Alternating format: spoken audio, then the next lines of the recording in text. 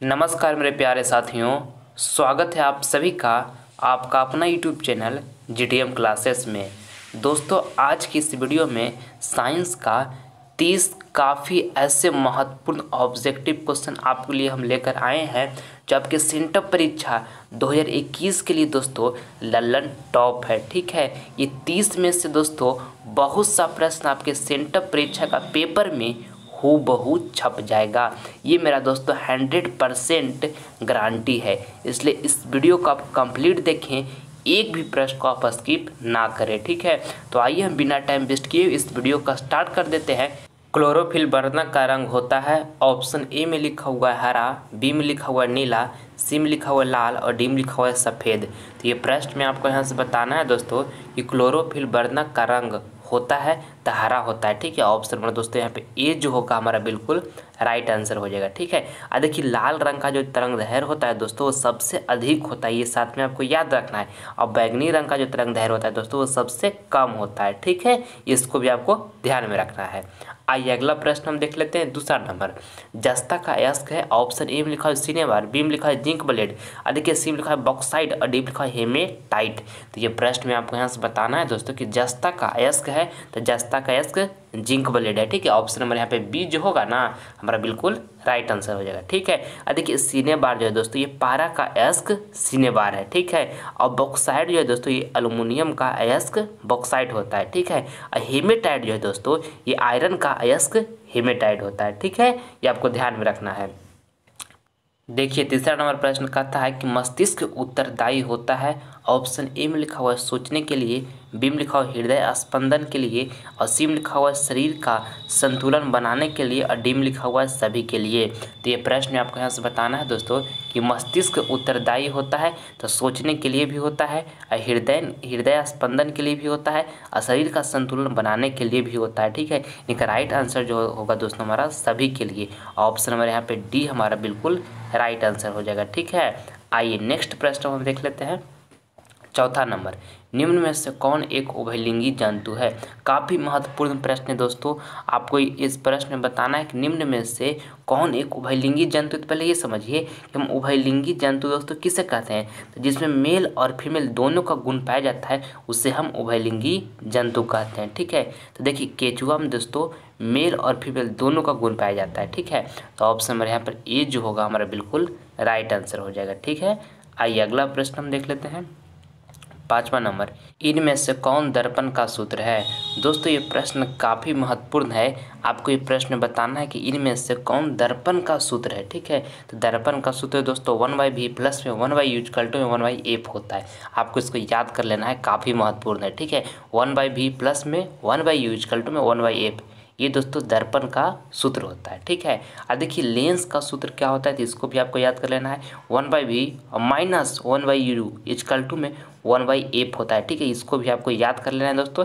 जब आपसे पूछा जाएगा कि लेंस का सूत्र क्या होता है तो 1/v माइनस 1/u = 1/f, ये दोस्तों लेंस का सूत्र होता है। ठीक है, आइए अगला प्रश्न हम देख लेते हैं।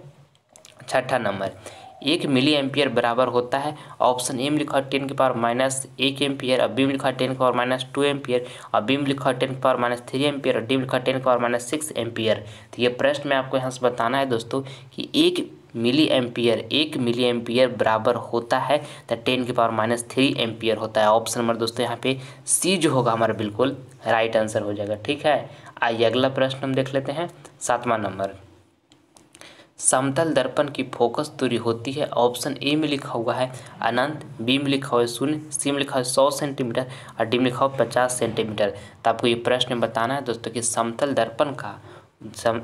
दर्पण की फोकस दूरी होती है तो समतल दर्पण की फोकस दूरी दोस्तों अनंत होती है। ठीक है, ऑप्शन में यहाँ पे ए जो होगा हमारा बिल्कुल राइट आंसर हो जाएगा। ठीक है, आइए अगला प्रश्न हम देख लेते हैं। 8 नंबर, प्रकाश में साउंड का बुलबुला रंगीन प्रतीत होता है। काफ़ी महत्वपूर्ण प्रश्न है दोस्तों आपके सेंटर परीक्षा के लिए, ऑप्शन ए में लिखा ध्रुवन, बी में लिखा चित्राव, सी में लिखा अपवर्तन और डी में लिखा प्रकाश के व्यतिकरण से। तो आपको ये प्रश्न बताना है दोस्तों कि प्रकाश में साउंड का बुलबुला रंगीन प्रतीत होता है तो प्रकाश के व्यतिकरण से होता है। ठीक है, ऑप्शन नंबर दोस्तों यहाँ पे डी जो होगा हमारा बिल्कुल राइट आंसर हो जाएगा। ठीक, आइए अगला प्रश्न हम देख लेते हैं। 9 नंबर, निम्नलिखित में से कौन प्राकृतिक संसाधन नहीं है? ऑप्शन ए में लिखा हो वायु, बी में लिखा हो जल, सी में लिखा हो मिट्टी और डी में लिखा हो जीवधारी। तो ये प्रश्न में आपको यहाँ से बताना है दोस्तों कि निम्नलिखित में से कौन प्राकृतिक संसाधन नहीं है। देखिए वायु जो है दोस्तों ये प्राकृतिक संसाधन है, जल भी प्राकृतिक संसाधन है और मिट्टी भी दोस्तों प्राकृतिक संसाधन है, मगर जीवधारी जो है दोस्तों ये प्राकृतिक संसाधन नहीं है। ठीक है, तो ऑप्शन में डी यहाँ पर जो होगा हमारा बिल्कुल राइट आंसर हो जाएगा। ठीक है, आइए अगला प्रश्न हम देख लेते हैं। 10वां नंबर, वायुमंडल में कितना प्रतिशत नाइट्रोजन गैस पाया जाता है? काफ़ी महत्वपूर्ण प्रश्न है दोस्तों आपके सेंटर परीक्षा के लिए प्रश्न है। तो दोस्तों आपको याद रखना है कि वायुमंडल में कितना प्रतिशत नाइट्रोजन गैस पाया जाता है, तो 78% पाया जाता है। ऑप्शन हमारे यहाँ पे दोस्तों बी जो होगा हमारा बिल्कुल राइट आंसर हो जाएगा। ठीक है, और दोस्तों वायुमंडल में ऑक्सीजन यानी दोस्तों O2 गैस कितना प्रतिशत पाया जाता है?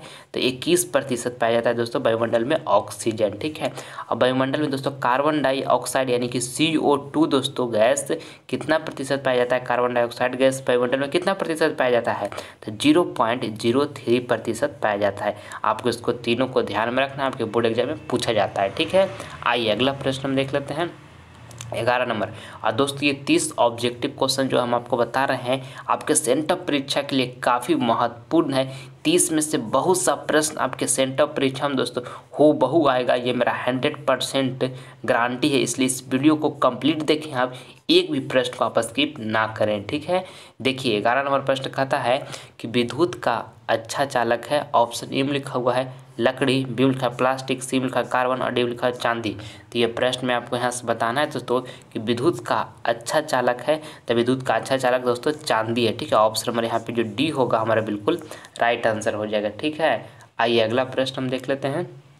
12 नंबर, सोलर कुकर में किस दर्पण का प्रयोग किया जाता है? ऑप्शन ए में लिखा हो उत्तल, बी में लिखा हो अवतल, सी में लिखा हो उत्तल और अवतल दोनों और डी में लिखा इनमें से कोई नहीं। तो आपको ये प्रश्न बताना है दोस्तों कि सोलर कुकर में किस दर्पण का प्रयोग किया जाता है? तो अवतल दर्पण का प्रयोग किया जाता है। ठीक है, ऑप्शन नंबर दोस्तों यहाँ पे बी जो होगा हमारा बिल्कुल राइट आंसर हो जाएगा। ठीक है, आइए अगला प्रश्न हम देख लेते हैं। 13 नंबर, 1 नैनोमीटर बराबर होता है। ऑप्शन ए में लिखा 10⁻³ मीटर और बी में लिखा 10⁻9 मीटर और देखिए सी में लिखा 10⁻−9 मीटर और डी में लिखा इनमें से कोई नहीं। तो ये प्रश्न में आपको यहाँ से बताना है दोस्तों कि 1 नैनोमीटर बराबर होता है तो 10⁻−9 मीटर होता है। ठीक है, ऑप्शन नंबर दोस्तों यहाँ पे सी जो होगा हमारा बिल्कुल राइट आंसर हो जाएगा। ठीक है, आइए अगला प्रश्न हम देख लेते हैं। 14 नंबर, फूल का कौन सा भाग फल में बदलता है? ऑप्शन ए में लिखा है पुंकेसर, बी में लिखा है स्त्री केसर, सी में लिखा है अंडाशय और डी में लिखा है बीजांड। तो ये प्रश्न में आपको यहाँ से बताना है दोस्तों कि फूल का कौन सा भाग फल में बदलता है? तो अंडाशय बदलता है। ठीक है, ऑप्शन नंबर दोस्तों यहाँ पे सी जो होगा हमारा बिल्कुल राइट आंसर हो जाएगा। ठीक है, आइए अगला प्रश्न हम देख लेते हैं। 15 नंबर, पवन चक्की चलाने के लिए हवा का चाल कम से कम कितना होना चाहिए? काफ़ी महत्वपूर्ण प्रश्न है दोस्तों। ऑप्शन ए में लिखा हुआ है 15 किलोमीटर प्रति घंटा, बी में लिखा है 20 किलोमीटर प्रति घंटा, सी में लिखा है 100 किलोमीटर प्रति घंटा और डी में लिखा है 150 किलोमीटर प्रति घंटा। तो आपको ये प्रश्न बताना है दोस्तों कि पवन चक्की चलाने के लिए हवा का चाल कम से कम कितना होना चाहिए? तो 15 किलोमीटर प्रति घंटा होना चाहिए। ठीक है, ऑप्शन नंबर ए जो होगा और बिल्कुल राइट आंसर हो जाएगा। आपको इसको अच्छे तरीके से याद करके रखना है। ठीक है, आइए अगला प्रश्न हम देख लेते हैं। 16 नंबर, सभी जीव जंतुओं के लिए ऊर्जा का अंतिम स्रोत है।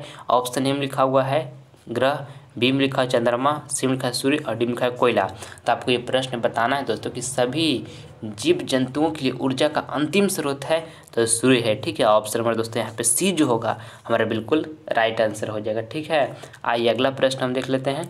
17 नंबर, चींटी के डंक में कौन सा अम्ल पाया जाता है? ऑप्शन ए में लिखा हुआ है इथेनोइक अम्ल, बी में लिखा हुआ है सिट्रिक अम्ल और सी में लिखा हुआ मिथेनोइक अम्ल और डी में लिखा है ऑक्जेलिक अम्ल। तो ये प्रश्न में आपको यहाँ से बताना है दोस्तों कि चींटी के डंक में कौन सा अम्ल पाया जाता है? तो मिथेनोइक अम्ल पाया जाता है। ठीक है, ऑप्शन नंबर दोस्तों यहाँ पे सी जो होगा हमारा बिल्कुल राइट आंसर हो जाएगा। ठीक है, आइए अगला प्रश्न हम देख लेते हैं। 18 नंबर, शरीर की सबसे लंबी कोशिका कौन सी होती है? काफ़ी महत्वपूर्ण प्रश्न है आपके बोर्ड एग्जाम के लिए। ऑप्शन ए में लिखा हुआ है हृदय कोशिका, बी में लिखा हुआ है तंत्रिका कोशिका, सी में लिखा है मस्तिष्क कोशिका और डी में लिखा है इनमें से कोई नहीं। तो आपको ये प्रश्न में यहाँ से बताना है दोस्तों कि शरीर की सबसे लंबी कोशिका कौन सी होती है?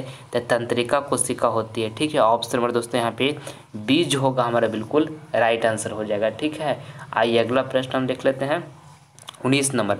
और दोस्तों आगे बढ़ने से पहले आपसे हमारी एक छोटी सी रिक्वेस्ट है, अगर जो आप अभी तक हमारे चैनल को सब्सक्राइब नहीं किए तो प्लीज़ दोस्तों आप इस चैनल को सब्सक्राइब कर लें। इससे आपको फ़ायदा क्या होगा, जब हम लाइव क्लास आएंगे तो उसका नोटिफिकेशन जो होगा वो सबसे पहले आपको प्राप्त होगा। ठीक है, देखिए 19 नंबर प्रश्न कहता है कि पुष्पी पौधों में लैंगिक जनन किसके द्वारा होता है? ऑप्शन ए में लिखा हुआ है पत्तियों द्वारा, बी में लिखा है तना, और सी में लिखा हुआ है फूलों द्वारा, डी में लिखा हुआ है जाइलम द्वारा। ठीक है, तो ये प्रश्न में आपको यहाँ से बताना है दोस्तों कि पुष्पी पौधों में लैंगिक जनन किसके द्वारा होता है? तो फूलों द्वारा होता है। ठीक है, ऑप्शन नंबर दोस्तों यहाँ पे सी जो होगा हमारा बिल्कुल राइट आंसर हो जाएगा। ठीक है, आइए अगला प्रश्न हम देख लेते हैं 20 नंबर। पीतल किसका मिश्र धातु है? दोस्तों ये प्रश्न काफ़ी महत्वपूर्ण है आपके सेंटर परीक्षा के लिए। आपको बताना है कि पीतल किसका मिश्र धातु है? तो कॉपर Cu प्लस में Zn जिंक। दोस्तों कॉपर पीतल जो है मिश्र धातु कॉपर और जिंक का है। ठीक है, ऑप्शन नंबर दोस्तों यहाँ पे सी जो होगा बिल्कुल राइट आंसर हो जाएगा। Cu दोस्तों हम कॉपर का डिनोट करते हैं, Zn से हम जिंक का डिनोट करते हैं। ठीक है, तो पीतल मिश्र धातु किसका है? तो कॉपर और जिंक का है। ठीक है, आइए अगला प्रश्न हम देख लेते हैं 21 नंबर। वैद्युत प्रतिरोधकता का ए स्थायी मात्रक है। ऑप्शन ए में लिखा है ओम, बी में लिखा हुआ है ओम पर मीटर, और सी में लिखा है वोल्ट पर मीटर, और डी में लिखा है ओम मीटर। तो ये प्रश्न में आपको यहाँ से बताना है दोस्तों कि वैद्युत प्रतिरोधकता का ये सही मात्रक है तो ओम मीटर है। ठीक है, ऑप्शन नंबर यहाँ पे जो डी होगा हमारा बिल्कुल राइट आंसर हो जाएगा। ठीक है, आइए अगला प्रश्न हम देख लेते हैं 22 नंबर।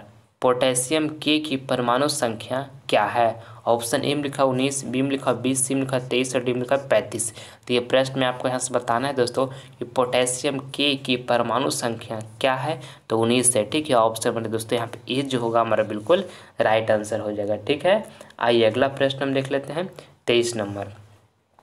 वायु में प्रकाश की चाल निर्वात की अपेक्षा होती है। काफ़ी महत्वपूर्ण प्रश्न है दोस्तों आपके सेंटर परीक्षा के लिए। ऑप्शन ए में लिखा हुआ है कम, बी में लिखा हुआ है ज़्यादा, और सी में लिखा हुआ है समान, और डी में लिखा हुआ है इनमें से कोई नहीं। तो ये प्रश्न में आपको यहाँ से बताना है दोस्तों कि वायु में प्रकाश की चाल निर्वात की अपेक्षा होती है तो क्या होती है दोस्तों? समान होती है। ऑप्शन नंबर यहाँ पे सी जो होगा हमारा बिल्कुल राइट आंसर हो जाएगा। ठीक है, आइए अगला प्रश्न हम देख लेते हैं 24 नंबर। प्रकाश की चाल विभिन्न माध्यमों में, ऑप्शन ए में लिखा हुआ समान होती है, बी में लिखा है भिन्न भिन्न होती है, सी में लिखा हुआ ए बी दोनों, और डी में लिखा है इनमें से कोई नहीं। तो आपको ये प्रश्न बताना है दोस्तों कि प्रकाश की चाल विभिन्न माध्यमों में तो भिन्न भिन्न होती है। ऑप्शन हमारे यहाँ पे जो बी होगा हमारा बिल्कुल राइट आंसर हो जाएगा। ठीक है, आइए अगला प्रश्न हम देख लेते हैं 25 नंबर। जब किसी चालक तार से विद्युत धारा प्रवाहित होती है तो गतिशील कण। दोस्तों ये प्रश्न आपके सेंटर परीक्षा के लिए काफ़ी महत्वपूर्ण है। आपको बताना है कि जब किसी चालक तार से विद्युत धारा प्रवाहित होती है तो गतिशील कण तो इलेक्ट्रॉन हो जाते हैं दोस्तों। ठीक है, ऑप्शन हमारे यहाँ पे जो डी होगा हमारा बिल्कुल राइट आंसर हो जाएगा। ठीक है, आइए अगला प्रश्न हम देख लेते हैं 26 नंबर। और दोस्तों ये 30 ऑब्जेक्टिव क्वेश्चन जो हम आपको बता रहे हैं आपके सेंटर परीक्षा के लिए काफ़ी महत्वपूर्ण है। इसमें से जो भी प्रश्न आपको याद नहीं है उसे नोटबुक पर आप लिख कर याद कर ले। ठीक है, इससे आपको फ़ायदा क्या होगा दोस्तों कि जो प्रश्न आपको याद नहीं है वो आपको हमेशा के लिए याद हो जाएगा। ठीक है, और दोस्तों अब आपके पास समय कम बचा है, आपका एक एक मिनट दोस्तों काफ़ी महत्वपूर्ण है। इसलिए अगर जो आपका जिद है दोस्तों, आपका टारगेट है कि मुझे 480 प्लस मार्क्स लाना है तो आपको जी और जान और पूरी लगन और शिद्दत के साथ पढ़ाई स्टार्ट अब कर देना चाहिए। ठीक है, क्योंकि दोस्तों अब आपके पास समय कम बचा है। दोस्तों माँ और पिता की आंखों में दोस्तों खुशी की आंसू बहाना है, तो उसके लिए दोस्तों आज तो मुझे मेहनत करना ही पड़ेगा। ठीक है, जिस दिन हमारा रिजल्ट आएगा दोस्तों उस दिन माँ और पिता की आंखों में दोस्तों खुशी के आंसू भर देना है। इतना मेहनत करना है, इतना मेहनत करना है कि 480 प्लस मार्क्स मुझे हर हालत में प्राप्त कर लेना है। ठीक है, इसलिए पूरी लगन के साथ पढ़ाई कीजिए दोस्तों, कहीं भी बेकार में समय को बर्बाद नहीं कीजिए। आपके लिए एक एक मिनट काफ़ी महत्वपूर्ण है। ठीक है, देखिए अब 26 नंबर। और दोस्तों अगर जो आपका मैथ ये सब समझ में नहीं आता है, इसका तैयारी नहीं हुआ है, तो आप हमारे डिस्क्रिप्शन में विजिट कीजिए। वहाँ पर दोस्तों मैथ का भी हम सारा जो बताए हैं ऑब्जेक्टिव क्वेश्चन, उसमें काफ़ी अच्छे तरीके से बेसिक को ध्यान रखते हुए समझाए हैं। उसका हमारे डिस्क्रिप्शन में लिंक मिल जाएगा, एक बार देखें। और भी दोस्तों उसमें अदर सब्जेक्ट का वीडियो बनाया हुआ है जो हमारे डिस्क्रिप्शन में लिंक दिया हुआ है, एक बार उसे आप देखें, उससे आपको काफ़ी फ़ायदा मिलेगा। दोस्तों नीला थोथा तुतिया का रासायनिक सूत्र होता है। काफ़ी महत्वपूर्ण प्रश्न है दोस्तों आपके सेंट ऑफ परीक्षा के लिए। आपको बताना है कि नीला थोथा तुतिया का रासायनिक सूत्र होता है तो CuSO4.5H2O होता है। ठीक है, ऑप्शन नंबर यहाँ पे जो बी होगा हमारा बिल्कुल राइट आंसर हो जाएगा। ठीक है, नीला थोथा तुतिया का रासायनिक सूत्र होता है तो CuSO4.5H2O होता है। ऑप्शन नंबर बी दोस्तों हमारा यहाँ पे बिल्कुल राइट आंसर है। ठीक है, आइए अगला प्रश्न हम देख लेते हैं 28 नंबर। आवर्त सारणी के शून्य समूह का तत्व है। ऑप्शन ए में लिखा हुआ है H यानी कि हाइड्रोजन, और बी में लिखा हुआ H यानी कि हीलियम, और देखिए सी में लिखा हुआ है CO2 यानी कार्बन डाइऑक्साइड, और डी में लिखा हुआ है Cl2। तो आपको ये प्रश्न बताना है दोस्तों कि आवर्त सारणी के शून्य समूह का तत्व है तो हीलियम है। ठीक है, जिसको हम H से डिनोट करते हैं। तो ऑप्शन नंबर दोस्तों यहाँ पे बी जो होगा हमारा बिल्कुल राइट आंसर हो जाएगा। ठीक है, आइए अगला प्रश्न हम देख लेते हैं 29 नंबर। मानव मादा के जनन तंत्र का भाग नहीं है। काफ़ी महत्वपूर्ण प्रश्न है दोस्तों आपके सेंट ऑफ परीक्षा के लिए। और ए में लिखा हुआ अंडाशय, बी में लिखा गर्भाशय, सी में लिखा है शुक्रवाहिका, और डी में लिखा है डिम्बानी। तो ये प्रश्न में आपको बताना है दोस्तों कि मानव मादा के जनन तंत्र का भाग नहीं है तो शुक्रवाहिका है जो दोस्तों ये मानव मादा के जनन तंत्र का भाग नहीं है। ऑप्शन नंबर दोस्तों यहाँ पे सी जो होगा हमारा बिल्कुल राइट आंसर हो जाएगा। आइए अगला प्रश्न हम देख लेते हैं 30 नंबर।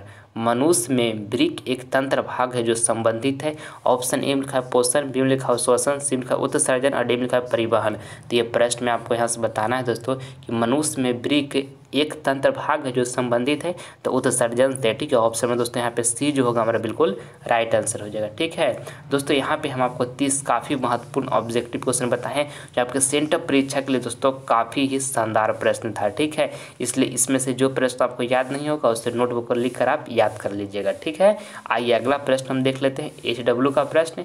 ये प्रश्न आपको होमवर्क में दिया जा रहा है, इसका जवाब आपको कमेंट बॉक्स में देना है। ठीक है, देखिए प्रश्न आपको बताना है कि अमीमा अपना भोजन पकड़ता है। ऑप्शन ए में लिखा है कुटपाथ द्वारा, बी में लिखा है लाइसोसोम द्वारा, सी में लिखा है कोशिका सत्ता द्वारा, और डी में लिखा है कोई नहीं।